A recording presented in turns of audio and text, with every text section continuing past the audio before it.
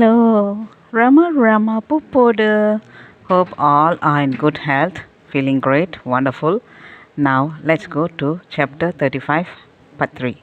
Hari Parvat. For some days, Ramdas did not move out of the house of Chankinath. The first outing was in the company of the lads of the house who took him to the playground, an oblong plot of plain land covered with a thick green turf, one side of which was bordered by an avenue of tall poplars. He watched the sports of the boys. Here he came in touch with some educated Muslims who surrounded him on the turf and put him various questions on religious and spiritual matters. Since his sympathies were alike for all religions of the world, he spoke sometimes in English and again in Hindi about the greatness of the Prophet Muhammad and the value of the teachings of Quran. They eagerly listened to his expositions and evinced friendliness and love for him. He was paying every evening a visit to the playground for some days. Then the young friends escorted him to Hari Parvat. Hari Parvat is a hill outside the city of Srinagar, about a mile away from it. The Pandits look upon this hill with great reverence, since there is also a mandir of a goddess on one side of its top. They give a religious significance to a walk round the hill, for which purpose hundreds of Pandits and their women are seen every morning pouring out of their congested houses in order to have a stroll round the hill. The morning exercise and the fresh air in the open also tend to a great extent to counteract the evil effects upon their health due to the unhealthy vapors of the dirty city in which they live most of the time. The stroll and the darshan of the goddess on the hill they consider as nothing short of a religious duty, since on this occasion they can withdraw their minds entirely from the cares of the world to the thought of God.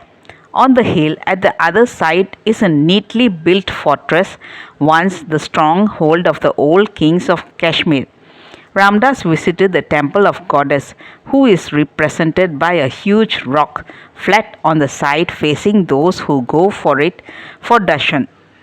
This flat surface is covered over by a thick layer of red paint and decorated with flowers and flower garlands.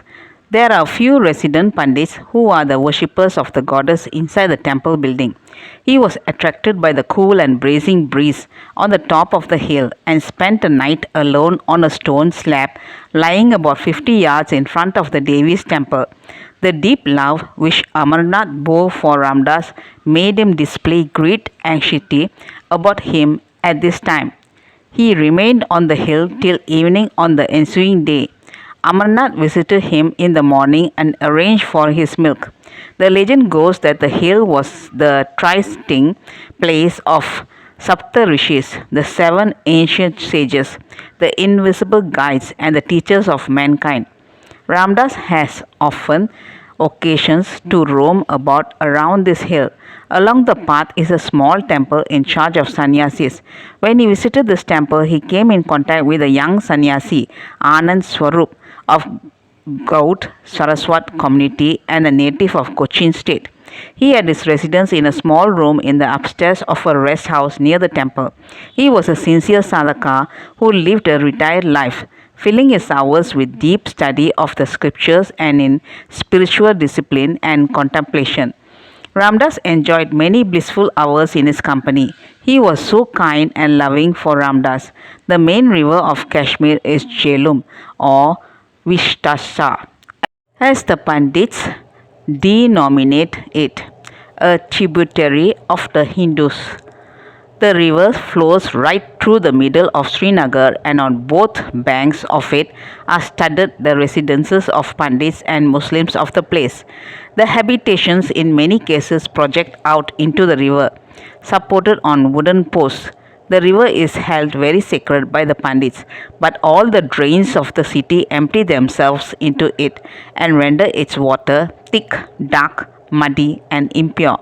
The Pandits wash and bathe in the waters of this stream. Long and slim boats, which they call kishti, ply on the river. The boats are manned by Muslims. For pleasure trips and sightseeing, these light boats are largely employed by the populace. Kishtiwalas carry on a roaring business. A number of wooden bridges are constructed across the river to connect the opposite banks. One day, a student friend who was visiting Ramdas at Jankinath's house proposed to take him up the Shankaracharya hill. He and the Ramdas boarded a kishti. The skiff glided up the river until it came to a landing place at the foot of the hill. After a short walk, they reached the bottom of the hill, where there was an ashram of sannyasis. The spot is called Durga Nag because of a pure spring in the compound of the ashram. Nag meaning a spring. That's all, folks. Let's see in the next chapter. Thank you. Bye bye. Rama Rama Pupoda.